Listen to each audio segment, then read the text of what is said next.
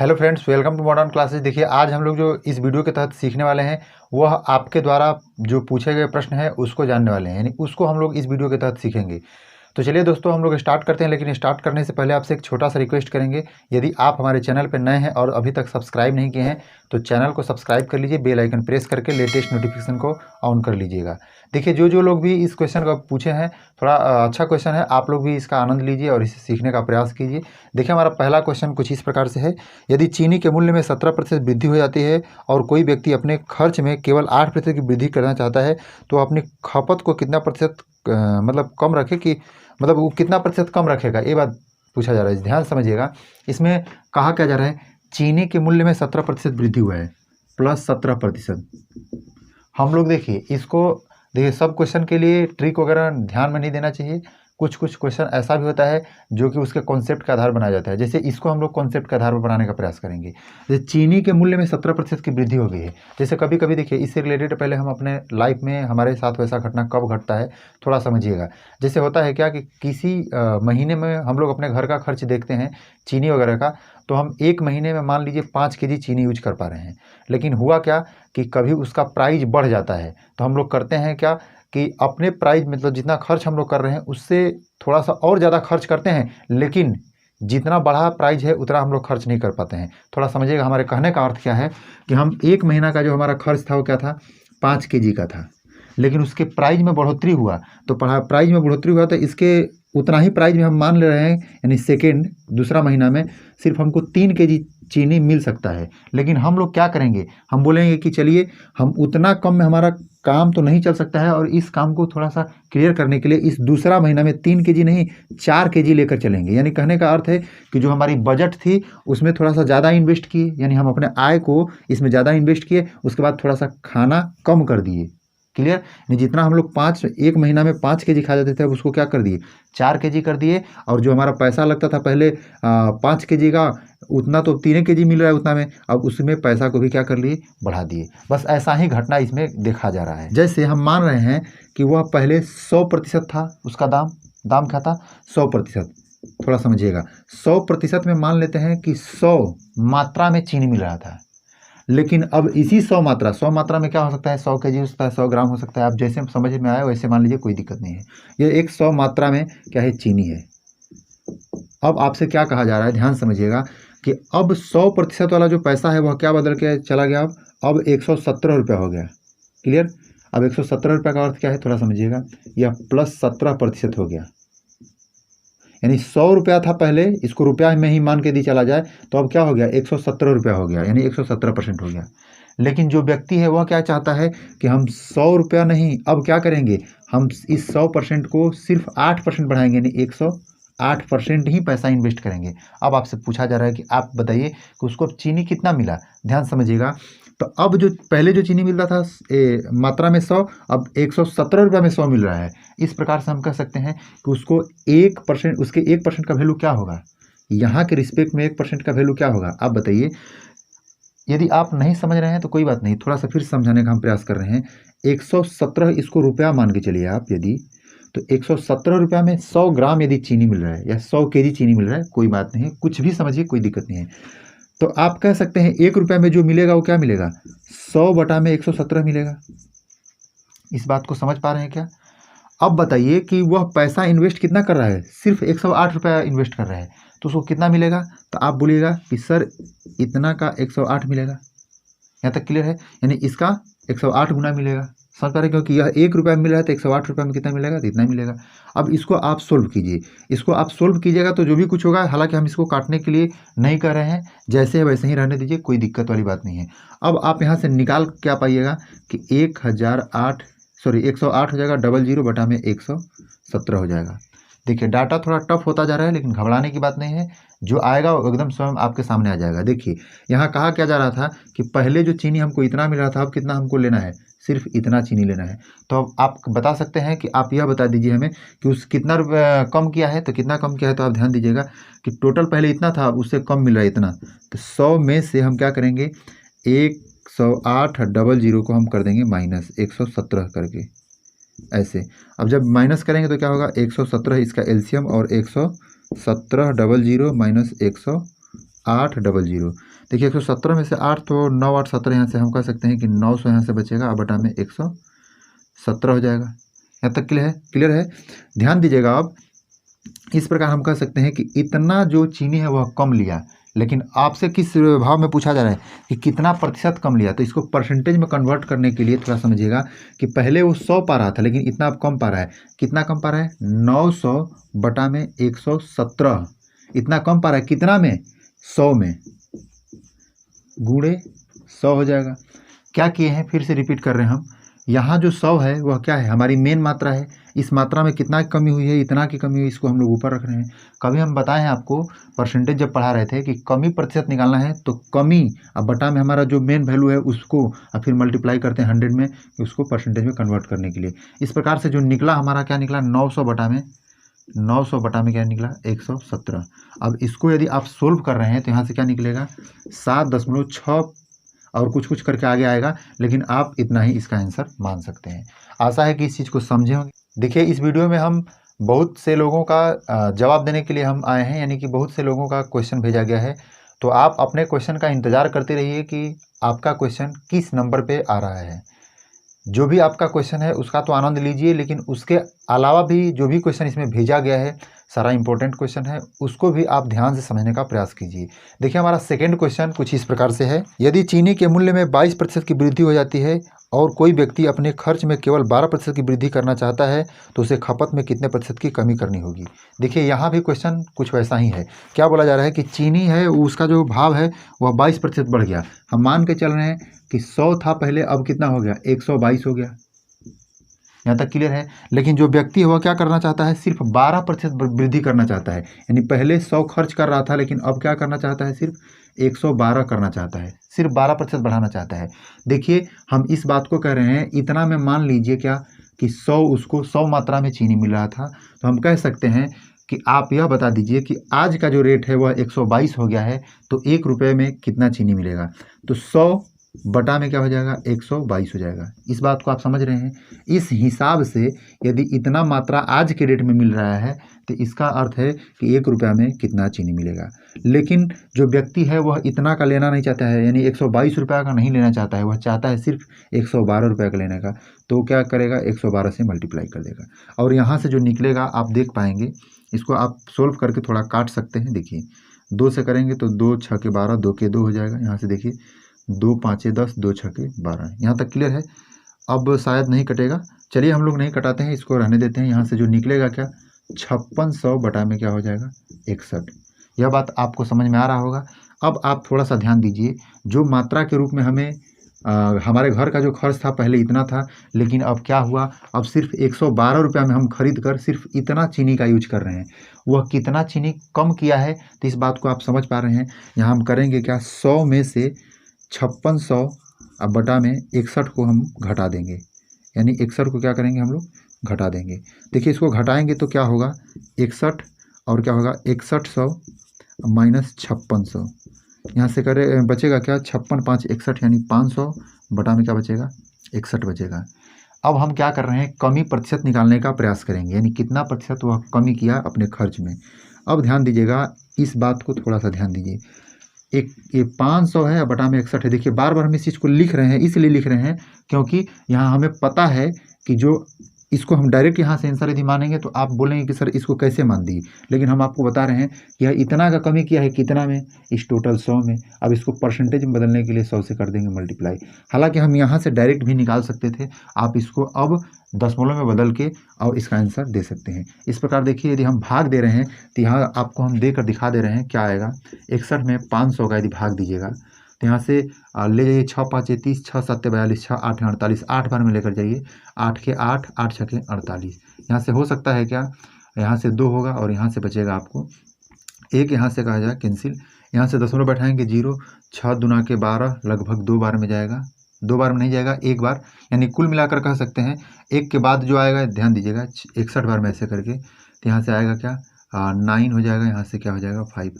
अब आगे इसी तरह से आगे लेकर चले जाइएगा, यानी 8.1 के करीब आ रहा है। सिर्फ हम इतना आंसर मान रहे हैं, आप अपने हिसाब से आगे इसको बढ़ा के ले जा सकते हैं।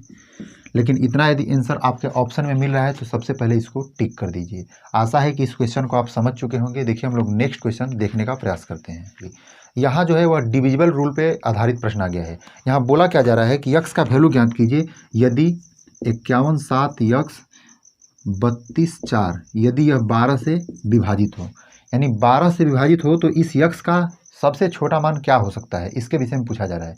देखिए इस क्वेश्चन को बनाने के लिए सबसे पहले आपको ये जो 12 है, 12 का विभाजित वाला जो रूल है, यानी कि विभाज्यता का जो नियम है उसको जानकारी होना चाहिए।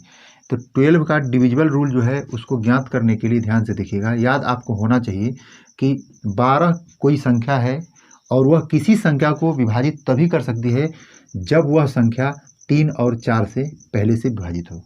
समझ पा रहे हैं हम क्या कह रहे हैं? हमारे कहने का अर्थ यह है कि यहाँ यदि मान लीजिए, यहाँ देखिए ऐसे करके देख लीजिए, 24 है, 24 12 से विभाजित है कि नहीं है? तो 24 12 से तभी विभाजित हो सकती है जबकि इस 24 यानी ऊपर वाली जो संख्या है वह 3 से और 4 से विभाजित हो, यानी इसके गुणनखंड से विभाजित हो। तो ये 12 का गुणनखंड क्या होता है भाई? तो आप जानते हैं 3 × 4 होता है, यानी 3 से भी डिवाइड यहाँ डिविजिबल होना चाहिए और 4 से भी डिविजिबल होना चाहिए। यहाँ तक क्लियर है? यदि ऐसा है तो आप इसको कह सकते हैं कि जो 24 है वह 12 से भी विभाजित होगा। तो इसके लिए देखिए क्या रूल है। अब 3 और 4 के लिए अब आपको अलग अलग रूल याद करना होगा। जो 4 के लिए रूल है वह क्या कहता है कि कोई भी नंबर में जो लास्ट का 2 डिजिट है उसको डिविजिबल होना चाहिए, यानी जो लास्ट का 2 संख्या है वह 4 से क्या होना चाहिए? विभाजित होना चाहिए। आप यह बताइए जो 24 है वह 4 से विभाजित होगा कि नहीं? तो देखिए 24 में 4 से भाग देकर देख लीजिए, 4 5 20, 4 6 24। आप कह सकते हैं कि जो 24 है वह 4 से विभाजित होगा, अर्थात जो यह संख्या है वह भी 4 से विभाजित होगी। उसके बाद यहाँ हमारा तीसरा जो 3 नंबर के विषय में बताया जा रहा है, अब इसके लिए भी रूल आपको याद करना होगा। क्या याद करना होगा? कि कोई भी संख्या 3 से तभी विभाजित होती है जब उसके नंबरों का योग यदि 3 से विभाजित हो। जैसे आप नहीं समझे होंगे, इस बात को थोड़ा समझने का प्रयास कीजिएगा। जैसे हम मान के चल रहे हैं, एक नंबर लिख रहे हैं, ध्यान से देखिएगा, 7 2 3 5 6 9। यह 3 से विभाजित है कि नहीं, इस चीज़ को चेक करने के लिए हम क्या करेंगे? सबको जोड़ेंगे। देखिए 7 है और उसके बाद 2 9 हो जाएगा, 9 3 12 हो जाएगा, 12 5 17 17 और फिर 6 7 6 23 हो जाएगा यहाँ से, और 23 में 9 जोड़ेंगे तो क्या हो जाएगा? 9 3 12, यानी कि 32 हो जाएगा। आप यह बताइए कि इन सभी का जोड़ आ रहा है 32, क्या यह 3 से विभाजित होगा? तो आप बोलेगा कि नहीं। आपको अभी भी लग रहा है कि होगा कि नहीं होगा, तो इस चीज़ को आप ऐसे कर सकते हैं, 3 2 फिर से जोड़ सकते हैं और होगा क्या यहाँ? 5 5 में जब 3 से डिवाइड करेंगे तो इस प्रकार से देखेंगे कि यह 3 से डिवाइड नहीं हो पा रहा है, अर्थात यह संख्या जो है वह डिवाइड नहीं होगी। जैसे मान लीजिए हम ऐसा कर रहे हैं, आप 500 मान लीजिए ऐसा लिख रहे हैं, 32 लिख रहे हैं ऐसा, तो यह देख रहे हैं कि यह 3 से विभाजित है कि नहीं? तो 5 3 8 8 2 10, यह भी विभाजित नहीं होगा। फिर से क्लियर कर रहे हैं, देखिए थोड़ा सा, 5 3 8 8 में जब 2 जोड़ेंगे तो यह 10 हो जाएगा, और 10 क्या हो जाएगा? 10 क्या 3 से विभाजित होगा? तो आप बोलेगा नहीं विभाजित होगा। क्लियर है? यानी अब आपको अपने क्वेश्चन की ओर ध्यान देना है। 4 से विभाजित यह संख्या है, अब हमें चेक करना है 3 से विभाजित करने के लिए। इसको चेक नहीं करना है, बताना है कि यह 3 से विभाजित होगा ही होगा, कंडीशन है, क्योंकि यह 12 से विभाजित है। यह क्वेश्चन हमें बता रहा है कि जब 12 से विभाजित है तो 3 से विभाजित होगा और 4 से भी विभाजित होगा। 4 से तो विभाजित है, यह तो बात क्लियर हो गया, लेकिन 3 से विभाजित होने के लिए क्या होना चाहिए? सभी जो संख्याओं का योग होना चाहिए वो क्या होना चाहिए? 3 से विभाजित होना चाहिए। ध्यान दीजिएगा, हम योग कर रहे हैं, देखिए यहाँ करेंगे तो क्या होगा? 5 और 1 जोड़ेंगे 6 हो जाएगा, 6 में 7 जोड़ेंगे तो 7 6 13 हो जाएगा, 13 फिर 3 जोड़ेंगे तो 13 3 कितना हो जाएगा? 16 हो जाएगा, 16 17 18 हो जाएगा। इस प्रकार से 18 में 4 जोड़ेंगे तो क्या हो जाएगा? 22 तो हो जाएगा, फिर प्लस क्या हो जाएगा? यक्स हो जाएगा। इनको क्या करना है? हमको 3 से डिवाइड करना है, और 3 से डिवाइड होने के लिए क्या होना चाहिए? आप थोड़ा सा बताइए, ऐसी कौन सी संख्या यहाँ रहनी चाहिए कि जोड़ने पर 3 से विभाजित हो जाए? क्या हम 1 रखेंगे यानी 23 हो जाएगा, 1 रखेंगे तो यह 3 से विभाजित होगा? नहीं होगा। अर्थात हम जब 2 रख के देखेंगे तो 24 हो जाएगा, क्या 3 से विभाजित हो सकता है? तो जी हाँ, हो सकता है, यानी कि 24 जब हो जाएगा तो 3 8 24 हो जाएगा। अर्थात इस यक्स का वैल्यू क्या होना चाहिए भाई? 2, यानी 2 से कोई ऐसा छोटा संख्या नहीं है कि हम यहाँ रखें और 12 से वह डिवाइड हो जाए। यानी क्या हमको रखना होगा एक्स का वैल्यू भाई? तो यहाँ 2 रखना होगा। आशा है कि हम आपको इस क्वेश्चन को समझा चुके होंगे। तो चलिए दोस्तों, देखिए हमारा अगला प्रश्न कुछ इस प्रकार से है, वह टाइम एंड वर्क का है। ए बी से किए हुए काम में 50% बी द्वारा लिए गए समय में 1/3 समय में कर पाता है। यदि दोनों मिलकर कार्य करो तो वही कार्य को 10 दिन में पूरा कर पाएंगे। तदनुसार यदि बी उसे अकेला कर रहे हैं तो उसे कितना दिन समय लगेगा, यही आपसे पूछा जा रहा है। थोड़ा सा इसका जो भाषा है इसको समझने का प्रयास कीजिएगा। यदि आप भाषा को समझ जा रहे हैं तो इसका मतलब कहीं ना कहीं आप क्वेश्चन को सोल्व कर लिए। यहाँ क्या बताया जा रहा है, ध्यान समझिएगा। यहाँ बताया जा रहा है कि जो ए व्यक्ति है और एक व्यक्ति क्या है, बी है। बी व्यक्ति जिस किसी काम को पूरा करने में, जैसे मान लीजिए देखिए ये हमारा काम है, इस काम को टोटल करने में जितना समय ले रहा है उसका आधा काम, यानी इसका सिर्फ क्या आधा काम, सिर्फ आधा काम को कौन कर रहा है, सिर्फ ए कर रहा है, तो उसका 1/3 समय लग रहा है। कितना समय लग रहा है, 1/3। ऐसा है तो हम इसको मान के चल रहे हैं कि जो नीचे वाला काम है वह बी कर रहा है। क्लियर, सॉरी, नीचे वाला जो समय है वह बी ले रहा है। अभी आपको हम बताए हैं कि कभी भी फ्रैक्शन के रूप में मान लीजिए 2/5 कोई काम का बोला जा रहा है या कोई किसी के विषय में बोला जा रहा है कि 2/5, तो हम आपको बता चुके हैं नीचे वाला जो वैल्यू होता है वो क्या होता है, मेन वैल्यू होता है। उसमें से जैसे कि देखिए 2/5 कहा जा रहा है तो इसका मतलब कि 5 में से 2, बस समझ रहे हैं। तो यहाँ हम बना रहे हैं इसको इस प्रकार से कि जो बी है वह किसी काम को करने में कितना समय लिया है, 3 घंटे का समय लिया, चाहे 3 दिन का, कुछ भी, यानी 3 समय लिया है। किसी मात्रक में हो सकता है, यहाँ आपको किसी भी यूनिट मान लीजिए, कोई दिक्कत नहीं है, यानी इसमें 3 समय लग रहा है। तो जो ए है उसका आधा काम करने में कितना समय ले रहा है, 1, यानी इसका इस टोटल वर्क का आधा काम करेगा तो कितना लेगा, 1 लेगा। आप बताइए कि इस टोटल पूरे काम को करने में कितना समय लगेगा, तो 1 इधर भी लेगा, यानी 1 इधर और 1 इधर दोनों मिला के 2 लेगा। क्या हम जो बता रहे हैं आप समझ पाए, नहीं समझ पाए, फिर से हम एक बार समझाने का प्रयास कर रहे हैं। जिस काम को करने में बी द्वारा टोटल काम को करने में 3 समय लगा है, उसका आधा काम कर रहा है तो 1/3 दिन में कर ले रहा है, सॉरी 1/3 समय लेकर कर रहा है, कौन, ए। यानी देखिए जब बी 3 ले रहा है तो इसका 1/3 क्या होगा, 1 होगा, यानी उसका आधा काम सिर्फ 1 समय में कर ले रहा है। तो पूरा समय में करने, सॉरी पूरा काम को करने के लिए क्या 2 समय लेगा, क्या समझ पा रहे हैं। आशा है कि जो हम बता रहे हैं आप समझ चुके होंगे। अब हम लोग आगे बढ़ते हैं, ध्यान से देखिएगा, इसको सोल्व कीजिएगा तो क्या होगा, 3 और 2 का 6 हो जाएगा, यहाँ से 3 हो जाएगा, यहाँ से क्या हो जाएगा 2। अब इसको हम लोग दोनों का मिला के निकालते हैं, यानी ए प्लस बी जब दोनों उस काम को करें तो 3 2 5 यूनिट कर पाएंगे क्या, इसको हम लोग हटाते हैं। देखिए 5 यूनिट ऐसे कर दे रहे हैं, 5 यूनिट प्रति इस मात्रा में जो भी हो, समय जो भी कुछ हो उससे कोई मतलब नहीं है, यानी 5 यूनिट का काम किया जा रहा है 1 यूनिट मात्रा में, सॉरी 1 यूनिट समय में। तो यहाँ से हम देखेंगे समय जो निकाल के देखें तो क्या निकलेगा, 6/5, यह क्या है, समय है। अब आप थोड़ा समझिएगा, इस सब तो हम लोग मान के बना रहे हैं ना, लेकिन रियलिटी में हमको क्या दे रहा है, रियलिटी में बता रहा है कि जो ए और बी जब दोनों लोग मिलकर काम कर रहे हैं तो यहाँ से जो समय लग रहा है, क्या लग रहा है, 10 का, यानी इतना यूनिट समय का जो वैल्यू है वह क्या बता रहा है, 10 दिन का समय लग रहा है।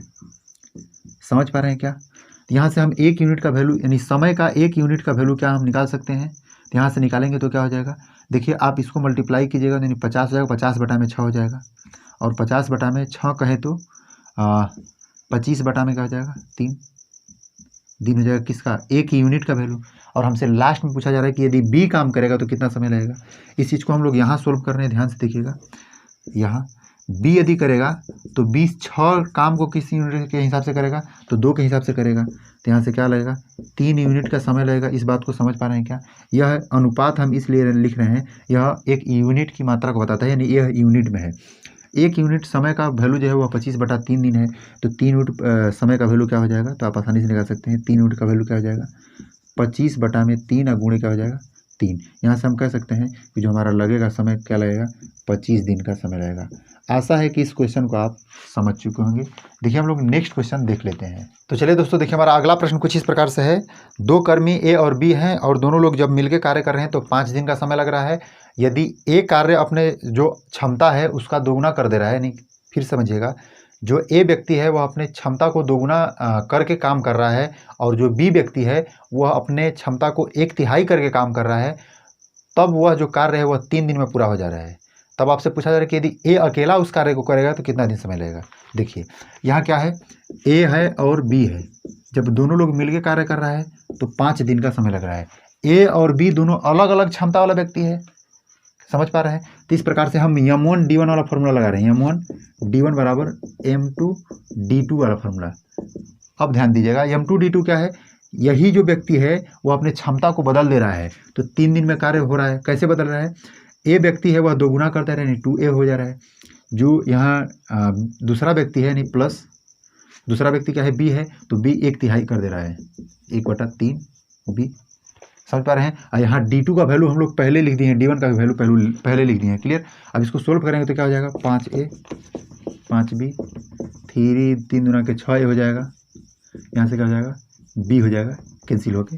अब देखिए यदि इसको सोल्व कीजिएगा तो यहाँ से क्या निकलेगा, 4B, और यहाँ से क्या निकलेगा उस साइड में, तो उस साइड में निकलेगा इधर से A। यानी हम कह सकते हैं, ध्यान दीजिएगा कि A बटा में B बराबर क्या हो जाएगा, 4/1। कैसे, B को यहाँ डिवाइड कीजिएगा तो कुछ नहीं, तो 4 के बटा में 1 बचेगा, A बटा में जो B होगा वो 4:1 के रिस्पेक्ट में होगा। यहाँ से हम कह सकते हैं A का वैल्यू क्या है, 4 है, और B का वैल्यू 1 है। अनुपातिक रूप से है, घबराने की बात नहीं है। जैसे बताया जा रहा है हम इस वाले पार्ट को लेकर चल रहे हैं, देखिए कैसे लेंगे। A और B है 5, A का वैल्यू 4 प्लस B का वैल्यू 1, यहाँ तक क्लियर है।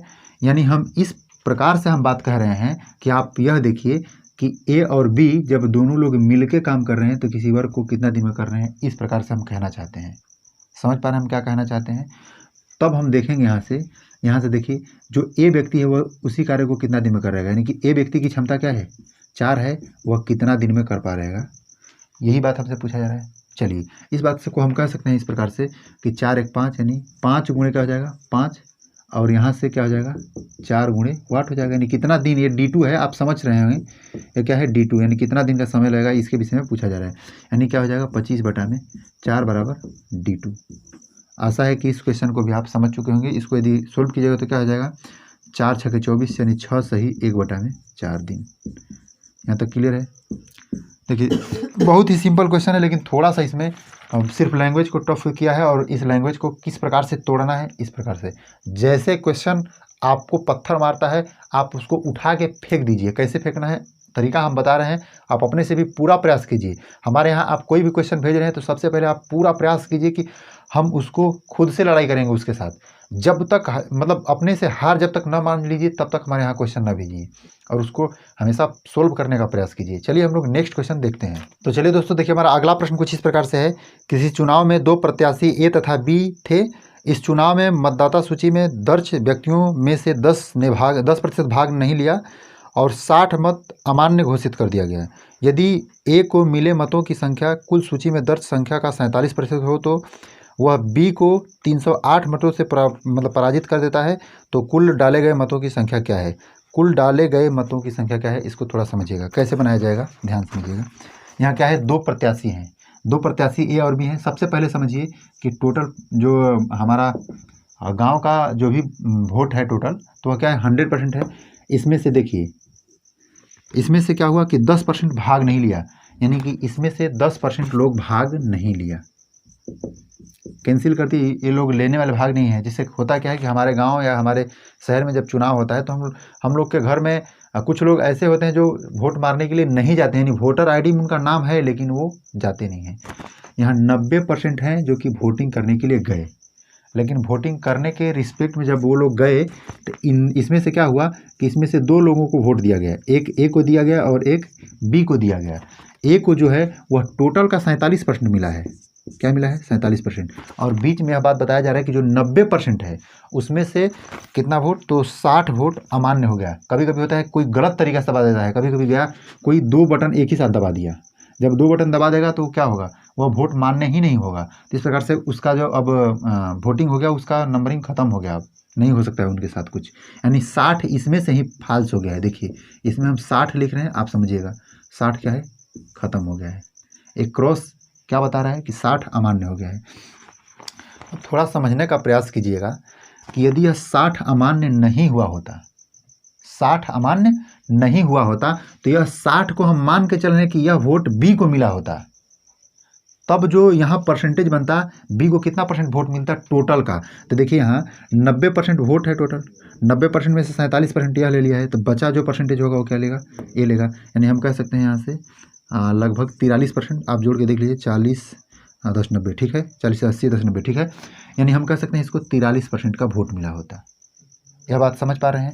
अब यहाँ से थोड़ा समझिएगा, यहाँ बोला जा रहा है कि ये जो जीत रहा है यानी पराजित कर रहा है इसको ना, यानी हरा रहा है या जिता रहा है, या सॉरी जो ए है वह जीत रहा है चाहे इसको हरा रहा है, तो कितना वोटों से, तो 308 वोटों से शायद बताया जा रहा है। हाँ 308 वोटों से, इसका अर्थ है कि इससे 308 वोट ज़्यादा लिया। लेकिन एक बात यहाँ नोटिस करना है हमेशा कि यह 60 इसको नहीं मिला है, जब मिला होता तब जाके 43% हुआ होता। समझ रहे हैं ना। तो यहाँ 308 वोटों से पराजित उस समय नहीं करता, यदि 60 वोट इसको मिल गया होता तो 308 वोटों से थोड़ी ना पराजित करता। 60 वोट अधिक मिल जाता तो 60 वोट इसमें सब माइनस कर देंगे। देखिए 60 वोट यदि माइनस करें हम तो क्या होगा, 208 और 40 248 हो जाएगा, 248। यहाँ तक क्लियर है। यानी कितना वोट से हरा पाता, यदि 60 वोट इसको मिला होता तो 248 से। अब यह 248 जो होता कितना परसेंट को बताता, रिपीट कर रहे हैं हम, इसको तो 43% वोट मिला है।